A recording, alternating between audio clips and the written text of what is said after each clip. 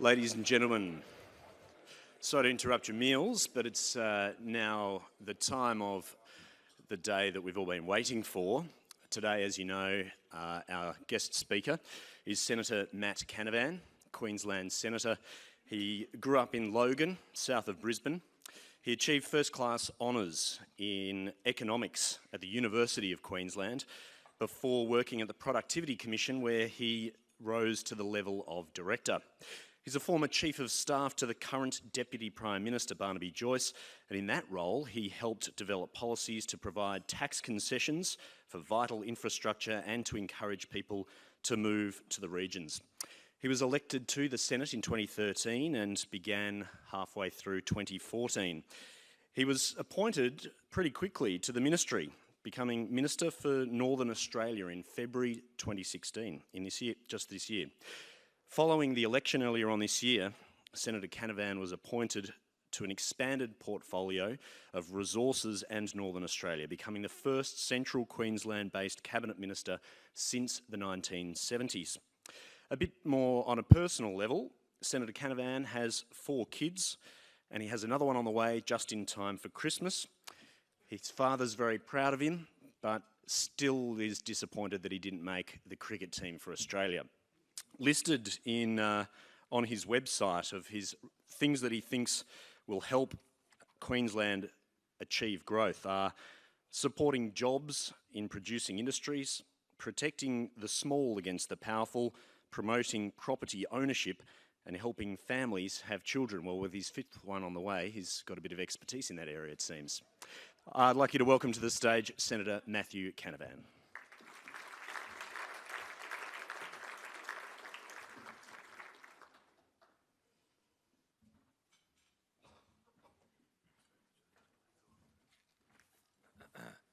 Thank you very much for that. And I usually say when I get introduced and told publicly how many kids I have that I've had to tell my wife now I think I need to take a hobby up or something. It's getting a little crazy, but you get to peak chaos in your life, and we're about to get more chaos come Christmas time. But it is great to be here today. It's a great honour to address you and the media club here in Queensland. This is the first time I've had the honour of doing that, so I very much appreciate the invitation. And thank you too to the sponsors today, to the Civil Contractors Federation, to the Brisbane Airport Corporation, to Stockland, and the other sponsors, Arrow, and I'll probably miss some, but Dial Before You Dig, Griffith University, and West Village. It's a long list, so thank you very much for your support for important events like this to discuss important issues. And today, I do want to discuss the portfolios I have the responsibility for in Canberra, in resources and Northern Australia. They're obviously of particular importance to this state and to our region. And while Brisbane itself is not in our definition of Northern Australia, I think what happens up there in North Queensland is incredibly important to this city and to this place. I live up at Yeppoon and have an office in Rockhampton. And I like to say that Rockhampton is just on the right side of the line of North Queensland. It's the Coolangatta of Northern Australia. It just sits above the Tropic of Capricorn there. But this place and this part of the world as a capital city of Queensland is very much connected to that part of the world as well. And I want to also talk a little bit to start off with about the important role of the media in developing our country and promoting development. With my resources hat on, I've been travelling around the last few months saying how important this sector is, how important resources are to our economy, to our history, and to our future. We would all learn at school about Peter Lalor and the Eureka Stockade and how important the gold rushes were for our country. But many might not realise how important the media were in promoting that development and that story. Because at the time, in particularly New South Wales, before gold was found in Australia, the government wasn't that supportive of mining. It was dominated by pastoral interests, and they weren't all that keen to develop gold mining. They weren't looking for opportunities. And a guy called Edward Hargraves came back from San Francisco, having been there in 1849, and seeing what was happening over there, and thought he'd try and find gold. And from all reports, he wasn't a very good miner or prospector, but he was a good promoter. And he did find some specks of gold near Bathurst, and he immediately went to Sydney and promoted that in the Sydney Morning Herald and the Bathurst Free Times. And before you knew it, around 300 people were out there at a place he'd christened Ophir, after the biblical town. looking for gold. And by that stage, of course, once the New South Wales government got their act into gear and headed out there, it was too late to do anything about it. Some wanted to evict them, some wanted to impose martial law, but they just couldn't. There were hundreds of people doing it, and so they had to accept it and get on with it and license the gold mining industry. And before you knew it, of course, we had a gold rush, and our country is now different for it. And I raise that anecdote because, in my view, perhaps not since those times has the mining sector been under perhaps more attack or less acceptance in our community and how important it is. So there was that scepticism initially about whether we needed that industry, and of course there is a rising tide of that now and today as well. And I obviously think it's very important to our economy, to creation of jobs, to the development of our regions. But I also think there's a very important story to tell by the media or from the media to promote that as well, to tell the story of what this means to our country, to tell the story about this battle that's occurring. It's a legitimate debate, it's a legitimate battle, but it's something that should be reported, and the pros and cons of it should be. And it is something that is being taken up by the media as well. The front page of the Sunday Mail, just this weekend, exposed that there are a group of people, both within and without Queensland, that are actively seeking to stop jobs and stop development in our state. It is an organised campaign. It's not something that is being imagined or made up by News Limited or the government. It's something that is detailed and planned in the documents of these environmental activist groups. A few years ago, in 2011, a group of environmental activists met in the Blue Mountains, and they produced a document that was subsequently leaked called Stopping the Coal Export Boom, Stopping the Australian Coal Export Boom. And they mapped out very clearly what they wanted to do in that document. They by the title of that document, admitted that there was a potential for a boom, that there's a potential for a market for coal, and in their views at risk of booming, and they've set out a strategy to try and stop it. And in that document, they said very clearly that they needed to try to take legal challenges in the courts as an essential element in this anti-coal campaign. This means lodging legal challenges to 5 new coal port expansions, 2 major rail lines, and up to a dozen of the key mines. This will require significant investment in legal capacity. While this is creating much needed breathing space, we need to continue to build the movement and mobilise to create pressure on politicians and the public alike. So they're very clearly admitting that this is not about winning the court cases, it's not about protecting the environment, it's about creating breathing space. It's about creating breathing space for themselves to get more organised, to try to swing public opinion more in their way, and to disrupt and delay the investments that would otherwise be made in these areas. Now, we have to be very clear that this is an abuse of our legal system. Our legal system is there to provide legitimate avenues for people that view that government decisions, that industry decisions are harming them or have not taken into account proper environmental needs or otherwise are causing damage. But this is not why our legal system is being used by these groups. It is being used as a political campaigning tactic. Now, I don't think that's right. I don't think we should put up with allowing individuals to use our legal system in that way. And I think that the abuse of this system is not just mapped out in this document, but is also very clear now in the number of decisions they have lost, and they have lost comprehensively. Just in the last couple of weeks, they have lost campaigns in the Federal Court and in the Supreme Court here in Queensland. They have lost a case in the Native Title Tribunal.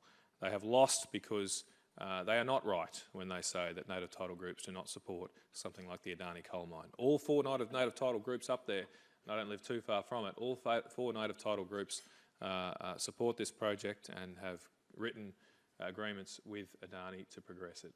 At a meeting in Maryborough early this year, almost 300 traditional owners met to discuss the project, and the vote was 294 to 1. 294 to 1 in favour of the project. How much more consensus? I wish I could get those kind of polls. The claims that somehow these projects won't be economic or they won't happen, well, again, the courts have dismissed those arguments. But more to the point, it's not my role or the government's role to decide whether these projects should be invested in or decided to go ahead. My role is to, and the government's role is to protect the public good of environment, of safety, of workplace arrangements. It's not to be the banker or investor for particular proponents. The financial sector will decide whether these stack up and deserve investment.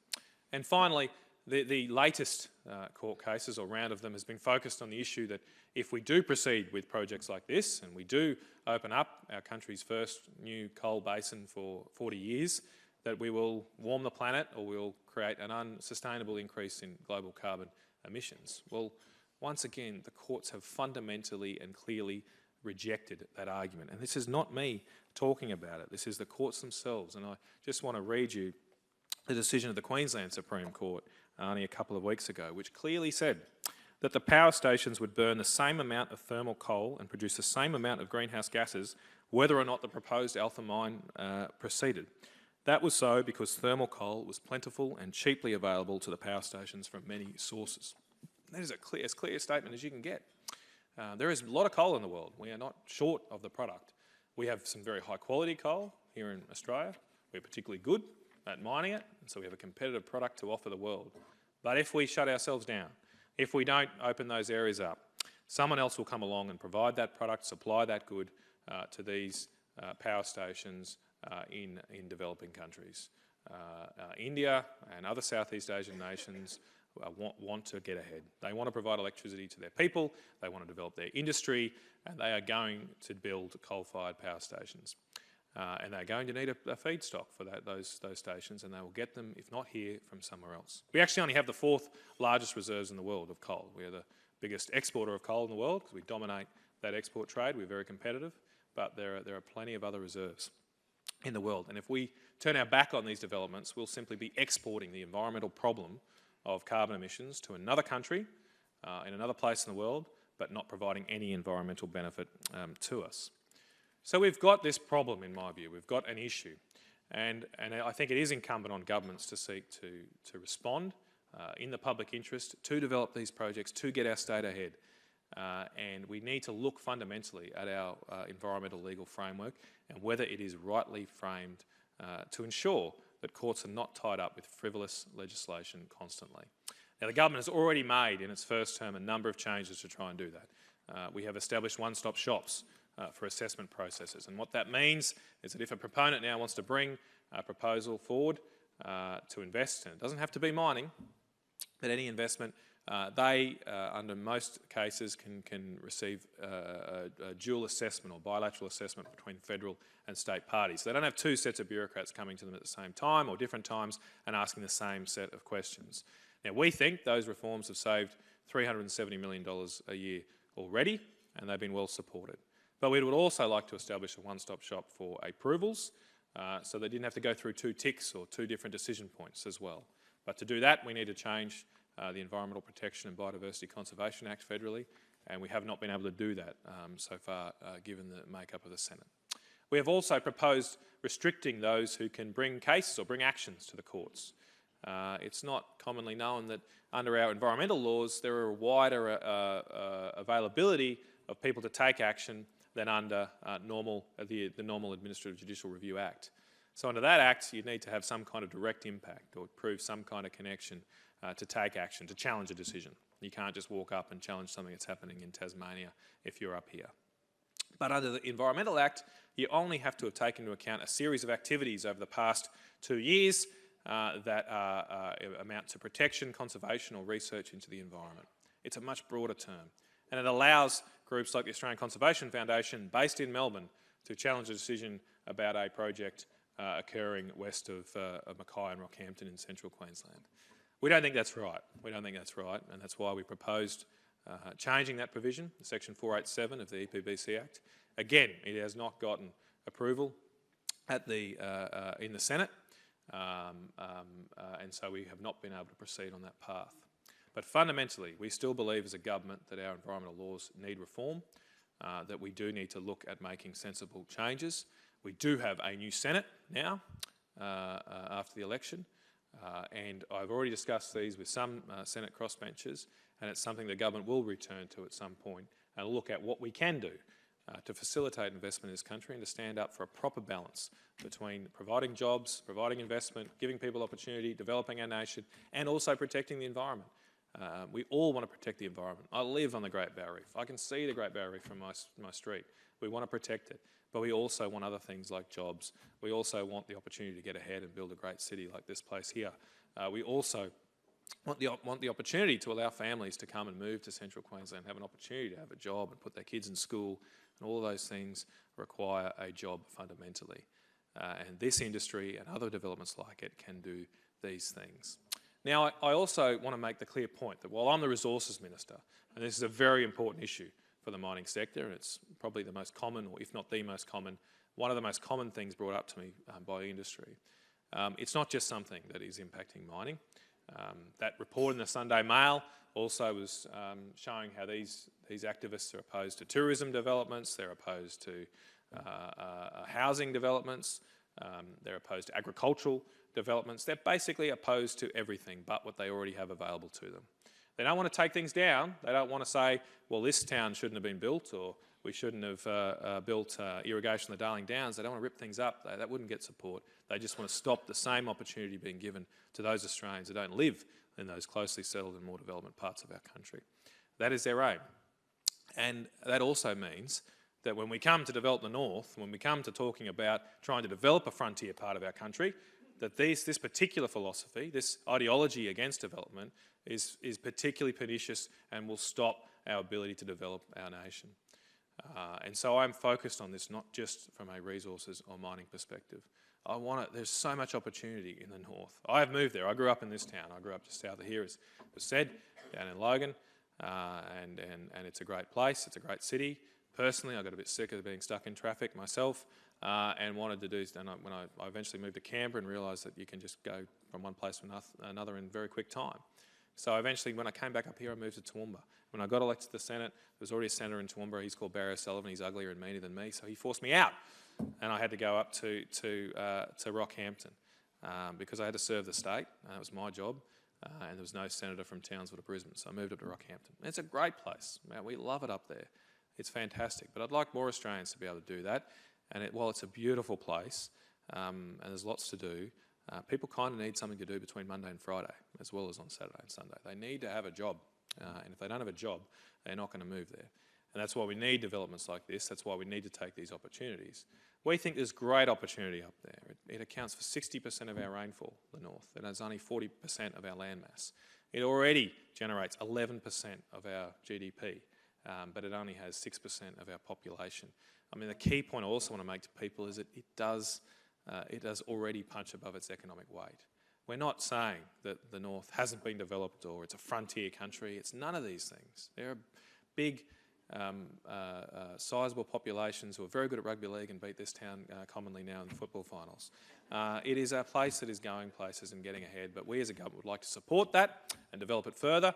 And the way governments help that and do that is invest in the basic infrastructure that businesses can then use, that make our economy work better, connect people up, and create opportunities for others. So that's why we are investing more than $6 billion in the North, just in the North, as a first step in our plan to develop the North.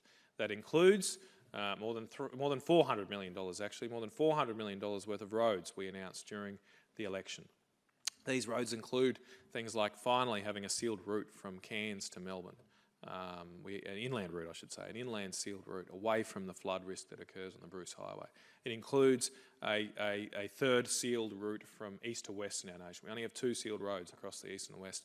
We are going to seal the Outback Way over the next 10 years to create a third route across the east and west. And soon we'll announce $100 million of investment in beef roads as well, to invest in particular areas which impact our beef sector and increase their costs. We have also established the Northern Australian Infrastructure Facility in Cairns. I launched that only a couple of months ago. It kicked off on July 1. By putting it in Cairns, it will bring a whole new industry to the North in infrastructure finance. It's a fairly boutique and complex area, infrastructure finance, and because of that, all of those skills largely are housed in this country in our major capital cities, but we will bring those people with those skills up to Cairns. and I hope very shortly to announce a CEO in Cairns who will be based in Cairns. We have already received 70 proposals for this, and 11 of those are at a very advanced stage of development and close to going through to detailed due diligence. There's another 40 which are in active and progressive discussions. Not all of those will be funded, but it's a $5 billion fund which can make a big difference to the infrastructure that is available in the north and can create maybe a different way we develop infrastructure in this country in partnership with the public and private sectors. We have also announced, as I mentioned, water is a major resource in the north that we can develop, and there are huge agricultural opportunities. The CSIRO thinks something like 17 million hectares of arable land. We think perhaps around 1 million or less than that hectares can actually be developed, close enough to markets and freight and roads, etc. That is still an enormous step change. We only currently have about 2 million hectares of irrigated land in this country, and we're shutting some of it down, the Murray-Darling, for environmental reasons. So looking at expanding another 500,000 to 1 million is a major addition to the food producing capabilities of our country. And we are putting in $200 million to invest in dams in the north, and we have another $2 billion for low concessional finance for state governments. And I want to say today that there's been enough excuses from state governments, particularly this state government here in Queensland, about water development.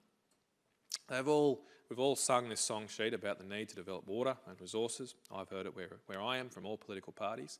We have actually got money on the table now. We have announced funding in the election for 14 different projects. We've put aside $130 million to build the Rookwood Weir, which should have been built years ago and could drought-proof Rocky and Gladstone and create 2,000 jobs and double agricultural production in the region. We've got money on the table. But why is it that the only state in the country that has not signed a funding agreement with the Commonwealth Government for these projects? This is a national program. We're funding water projects right across the country. But the only state government that has not signed a funding agreement with us is the Queensland Labor state government. They continue to dawdle on these projects. They sometimes mouth and pay lip service to their support for them. But when it comes to the crunch, when we have to sign on the dotted line and say, let's get ahead and fund these, they find every excuse under the sun not to do it. Now, this is not a problem for Daniel Andrews in Victoria. It's not a problem for Jay Weatherill in South Australia. Those other governments, including Labor governments, have signed agreements with us, with the Commonwealth, for exactly the same program, the Water Infrastructure Development Program, exactly the same Commonwealth Government program. But the Queensland Government has not. Now, this week, the whole Cabinet, the whole government is up there in Townsville meeting, saying they're going to do something for the north. Well, we're waiting on funding for the Hells Gate Dam, for the raising of the Burdekin Falls Dam, further up north for the Nellinga Dam, further up north from that for the Lakelands irrigation project, and down south of that, the Urana Dam and the Rookwood Weir, as I mentioned before. All of these projects could create jobs in the north. They could start in the next year, but they are being held up by state government that comes up with more excuses than plans. And I think it's about time they get called out on that, and that we do put forward to them that the federal government has got a plan. We have got money, there's real money, it's not just talk, but what we do need is a cooperative state government, because without that we can't build dams, we can't build roads, we can't build infrastructure that is a state responsibility. And I'm really concerned as a Queenslander, someone who grew up here, about this lack of action, about this do-nothing approach to our state. When I grew up here, I was reflecting with some of my staff on the way here that when we were kids, Queensland was go ahead, it was getting ahead. I kind of get from my parents sometimes that they felt that they were country hicks, that Queensland was banjo playing and backwards, etc. in their day. I don't know, I wasn't around, so I'm not going to make those claims. But in my day, when I was growing up, we were going places. This just across the road from here, we had Expo 88, we had State of Origin, we had the Gold Coast being developed, we were low tax, people were moving here. Peter Beattie used to speak about 1,000 people coming to South East Queensland every week. We were the magnet for the rest of the country. And now, well, the last full year of reported figures, only 7,000 Australians in net terms moved to Queensland for the whole year. We used to have 1,000 people a week just coming to South East Queensland, and the last reported figure is 7,000 for the whole year in net terms.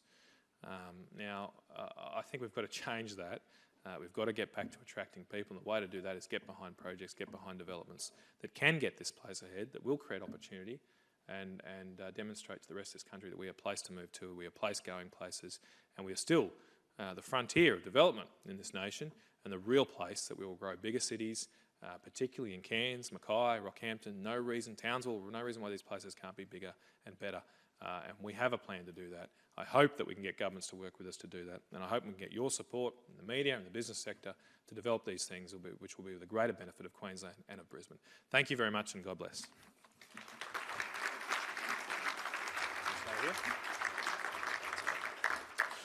Thank you very much, Senator Canavan. So the format for the luncheons, if you haven't been here before, is we take questions from the media gallery. Because of the bright lights, it's a bit difficult to see up there, but if those keen to ask a question would raise their hand, and before then I'll just kick off with a couple of questions. So Senator Canavan, just to take you up on a couple of things you said there, you said that you thought that in some respects Green groups are abusing the legal process in challenging some of these resources proposals. The counter-argument could be that the environmental laws have been proven in their robustness by the fact that the Green groups have lost, and that demonstrates the sort of the separation of powers and the fact that those laws are working. So isn't it a dangerous territory for politicians to get into where they stop groups from being able to hold corporations to account? Well, the key thing here is, it's a good question, but the key thing is that there has to be a distinction between challenges that are focused on legitimate deficiencies in government decision making and a lack of appreciation or acknowledgement of fundamental environmental issues, and groups that will simply take frivolous action for other reasons and for other benefits. And as I said, I think there's clear evidence that there are groups there at the moment that are taking advantage of loopholes in the system to progress cases in that latter bucket. That they are not seriously seeking to expose legitimate environmental issues, but they are seeking just to disrupt it. They don't really care if they don't win. The name of the game is to delay. And that's not why our legal system should be used. And in various other parts of law, we do clamp down on people taking frivolous and vexatious claims to ensure that our legal system is not clogged up with people simply using it for other purposes than to get a better result for the public interest. And I think it's instructive to use another example here where another group for a project up at Weipa, or near Weipa, the south of Embley, now Amrun project, that's a Rio Tinto project, it's their biggest project in Australia, held up for a couple of years through legal challenges and activists campaigning against the project. They all went through. The project is going ahead now. It's an area of great economic disadvantage. It's near Arakoon, which you've probably all read about recently, but it's been held up for years because these laws don't allow the locals on the ground up there who all want this project and support it to have a louder voice than the activists somewhere else who have the money and the means to hold these projects up and to put people's jobs to ransom and blackmail. Just on another topic, given that you're a Queenslander and you're here today, the Prime Minister on local radio on 612 this morning had a couple of things to say about Queensland. He said that other states in Australia think too much money is being spent on Queensland. He also gave some criticisms of the need for funding for Cross River Rail, things like the M1. Given that you grew up in Logan and you're a Queenslander, do you think there should be funding 80-20 split for the M1? And also, do you think that the federal government's spending too much money on Queensland? Well, I think we're spending enough money on Queensland to get the place moving and going. We are, as I said in my speech, waiting on a Queensland government to partner with us for that spending. So some of that spending we can't do at the moment because we obviously, for constitutional reasons, need to have the support of the state to spend the money. But you're right, I grew up How much more would you like to see spent then, well, if you think it's only enough? I would love to see us have built Pacific patrol boats up there in Cairns. We missed out on that contract. You know, I'd love to see more work done on the Bruce, but I also realise that we're in a country and a nation, we have limited funds. We are borrowing more than $100 million a day. That is not sustainable, and we must do more to tighten our belts. And I certainly see the investments and spending we are making under the Northern Australian Plan in particular, and I'll come back to the M1, but in particular, these are investments. I'm not arguing for these things because I think we deserve to be bailed out, and I'm not going to mention another state down there in the south that will remain nameless, but other states might take that approach, that they deserve some kind of spending. But my rationale for spending in Queensland is because it's going to make a good return for the nation. That we are making money in this state. That, as I said, The North already makes 11% of GDP, only 6% of the people. Its economic output per employee is around $390,000. I know that sounds hard to believe, but Infrastructure Australia tell me that that's right. It's mainly from the Pilbara and the Bowen Basin, who generate these massive economic returns. And what does a good business do? They invest where they're making money. And that's why we should invest in the North. We should invest in Queensland for that reason. Now, on the M1, you're right. I grew up in Logan. I've driven the M1 many, many, many times. Too many times, and as I sort of suggested, one of the reasons I probably left. So I don't have to drive it and be held up in traffic. So I understand the frustrations that people have, but I also recognise that the historical and traditional funding split for these roads, for the very roads we're investing in here, M1, has been 50-50. So recently we've made upgrades to between the Logan and Gateway motorways, and those investments were made 50-50. The arrangements we're proposing are exactly the same as what we've done traditionally. For various governments, this is what the federal government has done traditionally, not just Liberal National federal government. So we are making these proposals on exactly the same basis. What the Queensland government are proposing is a radical change, which would also have ramifications, of course, with how we fund infrastructure right around the country. It is their responsibility to fund urban infrastructure, their responsibility to come up with that 50%.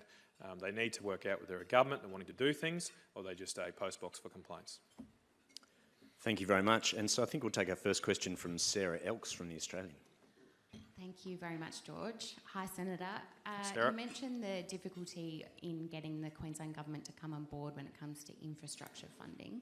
The Palaszczuk government has went to the election promising no asset sales, no privatisation, and so far the Tim Nicholls-led LNP opposition is remaining tight-lipped on what it's going to do in relation to privatisation.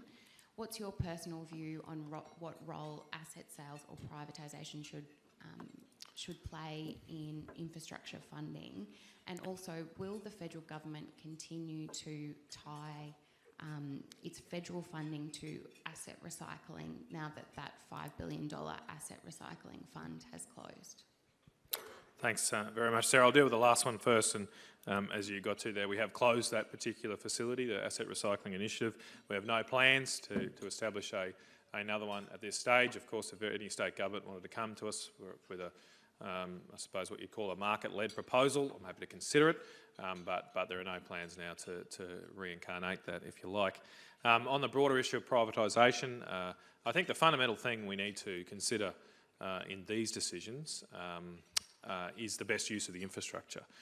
Too often this debate gets sidetracked with one about how much money we can make from the sale and what it can potentially be used to fund, when what is being sold often is extremely essential infrastructure.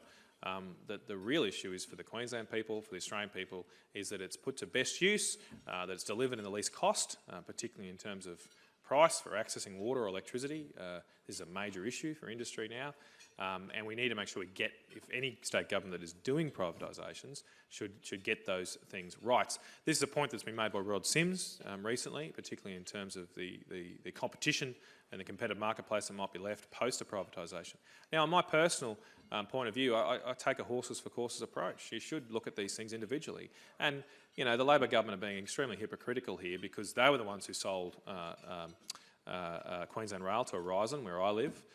They did that. They sold Queensland Motorways here that operate the toll roads in southeast Queensland. So they have made privatisations before and have not seek to re-nationalise those assets or issues. But it's a matter for taking it on a case-by-case basis. Obviously, the details are a matter for my state colleagues in the state parliament, and I don't have any particular views on any projects or infrastructure. And Chris O'Brien from ABC News. Hi, Senator. The question of a separate northern state, I know that can provoke a roll of the eyes, and it can be provocative and controversial, but you have spoken about it in the past. It's not going to go anywhere as we speak, obviously, just at the moment. I suppose a two-part question. Do you think it will ever happen? And in the shorter term, given your role in applying federal funds to a big country, if the separate northern state doesn't go ahead, can you think of a better way of administering funds or of running the federation, I guess?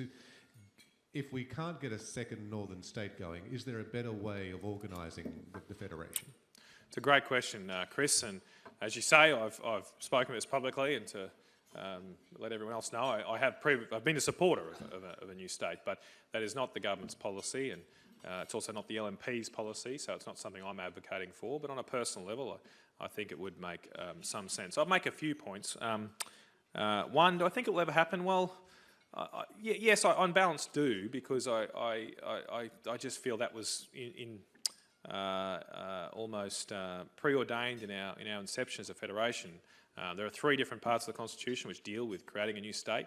I know, as you say, Chris, some people would roll their eyes today about its merits, but they wouldn't have rolled their eyes 115 years ago. It was a common feature of the debates of the Constitutional Convention, and particularly with reference to Queensland, that Queensland was such a big state that surely at some point they'd need to have different administrative regions. And I'll put this in practical terms right now for a live political debate. So we have a state that's down here. It's when you look at the signs and you're driving on the Pacific Highway, it's about 17,000 kilometres from, 1,700 kilometres from Cairns or so. That's a long, big area. It's also the extent of the national electricity market. So the last point in the national electricity market is just north of Cairns. And we basically supply power to North Queensland along those lines. We don't have a lot of base load now in North Queensland. So we have this live debate, and I'm going to the COAG Energy meeting later this week, and we're going to talk a lot about South Australia. We're not going to talk much about North Queensland. But North Queensland is at the end of the national electricity market, just like South Australia is. The market doesn't extend to Western Australia. So we are in a similar position. The difference right now is we don't have high penetration of renewables in Queensland, so we can still provide that baseload, constant, secure power to North Queensland. But we have a state government that wants to take it to 50%. We're only at 4.4% now of renewables. They want to take it to 50%. I said last week, this is mad. This is not going to happen for a start. And if it does happen, it would put great risk at the security of the power supplies for North Queensland. But we're not going to have a voice at the COAG table. We're not going to really, apart from myself maybe, but I've got to represent a federal view, not a parochial North Queensland view. The Queensland government won't be making that case. They'll be talking up green energy and all these dreams and visions and wonderful things without having a plan. So do you ever think it will happen? I did say, there was another question though. I did say I think it would happen. There was a second part of your question, Chris. How would you think about federation? Well, I think the alternative is more powers to local governments, and that's something we've supported a lot at a federal government level. Over the past decade, we've provided more funding to local governments through programs like Roads to Recovery. And in Queensland, we're lucky to have very strong, sizeable local governments in Townsville, in Rockhampton, in Mackay, who can provide real economic leadership in these areas and get things moving. But they're not at COAG. So just trying to see up the back there who has the microphone. Tegan George from Channel 10 Eyewitness News. I'm curious about these complaints from other states that you spend too much money in Queensland. Where are they coming from, and have you personally heard them yourself? I think there's always a healthy level of jealousy and competition in Canberra. We have, I think, in Queensland done very well in terms of getting a fair share from the federal government. We've got a $10 billion program rolling out for the Bruce Highway. We have these funds for Northern Australia. Many of that road funding is being spent in Queensland. We have very effective political representatives there. So others do get jealous. I'm not going to name names, but yes, some would like to have more money spent in their patch. As I said, I'd love to have more money spent in Queensland as a Queensland senator, but there's limits to this. You just fight your hardest for what you can get for your state, and I think we've done very well in the context of a Liberal national government. Shane Doherty from Channel 9. Senator, the Environmental Defenders Office is celebrating a milestone, an 80-day delay, frustrating the Ackland mine. Can I ask you specifically what you think about that case? And if you can tell us a little bit more about what law reform might look like that might solve a problem like that. Yeah, good question, Shane. I'm not going to comment specifically on Ackland because it is before the Environment Minister as we speak, so it would be counterproductive for me to go into those details. It's a difficult thing being the Environment Minister in our government. The EPBC Act puts very stringent obligations on that minister, so I would not help Josh by waxing lyrical about it at this stage. Suffice to say, it is an important project. It does have a great potential for the region, but obviously all the issues need to be weighed up properly. In terms of what reform would look like, well, we've made a number of detailed suggestions already in our first term of government. Of course, we remain open to discuss those, but they do need political support in the Senate. We will take our time now working through other options that may receive support, and it is a large and complex act, so there are other ways of doing things. And I think looking overseas and internationally is very important here, and we often at the moment look to New Zealand in the public policy space, and they have made a number of changes in their government to shorten time frames, to facilitate decisions and to get projects moving. So that would be I think, fertile ground for us to look towards. Another question there from the media gallery. Chris O'Brien, I think, did you have a question?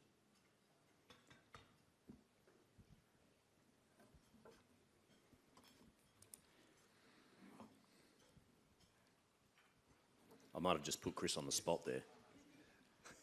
I guess, Senator, just to pursue further the reforms that could be done to the Federation, what's been the response so far from local government? Have you spoken to anybody there about what they could do to pick up the ball and go further with it? It's a good question, Chris. A few years ago there was a quite well developed and long down the road reform to recognise local government in the Constitution. That actually died because it was originally slated to be on September 14, 2013. And Kevin Rudd decided when he got into charge to move the election a week forward, so he didn't have to look like Julia Gillard and go to the election on the same date as she did. And that meant that we didn't actually have the question given because it needed to be 1 week later to meet the provisions that were then passed. Look, that then died, as these things can do, because there wasn't sometimes widespread support, particularly within my own party. There are others that didn't support it. The Nationals Party have supported that. But since then, there has not been, I think, a significant reform move from local governments. Perhaps there has been a scarring a little from the experience. It did go down a long way down the path. It was actually kicked off while Howard was the Prime Minister. So what would happen next is it's hard to say. I think those suggestions have to come from local government. It's not for me to tell them how best to run their business. I think it's best to come from them organically. But suffice to say, I have very good and close relationships with local governments, particularly in the Northern Australian area and space, and I'm always willing to work with them at a federal government level to get things done in their local patch and think about new ways or better ways of doing things. I might just, unless there's another question or hand up there. So just, then I'll take up a question. Recently on the ABC 7:30 report, there was a report that a member of the LNP State Executive, John Cotter Jr., who does fundraisers, etc., for the party, he was part of a consortium that won a $3 million contract for a feasibility study for the Arana Dam. Does he do fundraising for you, and do you, and how much? If so, how much, sorry? And well, also, do you think it's appropriate that someone who is on the LNP State Executive gets awarded a $3 million contract, or his consortium does, by the federal government? Well, I think there's a couple of points to make in this context. This obviously came through as an inquiry at the time, so I had made some inquiries, and to my knowledge, I've never had a fundraiser with John. In saying that, on the specific project, it was a project brought forward by the Bowen-Collinsville Enterprise Group, a local group up there. They were the first ones to present it to me in Bowen. I was up there, I think, in January this year. It's a very good project. It was then, we went through a process for this, and this is not in my portfolio, it's in the Deputy Prime Minister's portfolio, but we asked state governments to put forward projects that could receive funding under the Water Infrastructure Development Fund. And the Arana Dam was one of a list of projects that was put forward by the Queensland Government of Queensland. Not all of those received funding, but we had an expert panel established to look through those, the suggestions from the Queensland Government, and Arana Dam was one of, I think, the 14 that received funding. But there was an appropriate process set up. I think we've got to be very careful here that we allow everyday Australians to be involved in politics. Do I think it's somehow a black mark that John's on the executive of the LNP? Absolutely not. Do I think that of other people in the Labor Central Council? No, I don't. I encourage people to be involved in politics in this country.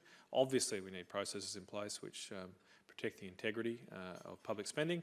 Those processes have been followed in this case, but we should also not deter Australians from being involved in the political process and putting forward their 2 cents for how this country should be run.